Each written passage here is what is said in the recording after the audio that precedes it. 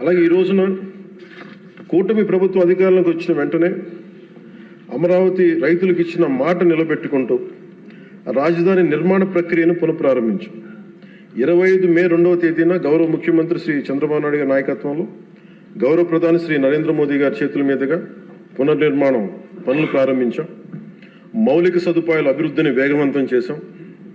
World bank ADB నుంచి 15,000 కోట్లు, హడ్కో నుంచి 11,000 కోట్లు, నాబార్డ్ నుంచి 7,387 కోట్లు సమీకరించి పనులు చేపట్టాం. రాజధానికి పెట్టుబడులు రాక మొదలైంది. ఒకేసారి 15 జాతీయ బ్యాంకులు తమ కార్యాలయాల ఏర్పాటుకి శ్రీకారం చుట్టాయి. మరో 28,000 కోట్ల పెట్టుబడులు వచ్చాయి. అమరావతి ఒక సాధారణ రాజధాని కాదు, ఇది ఒక ప్రజా రాజధాని, ప్రపంచ శక్తిగా రూపుదిద్దుకున్న రాజధాని. అమరావతి ఆంధ్రప్రదేశ్ రాష్ట్ర శాశ్వత రాజధాని.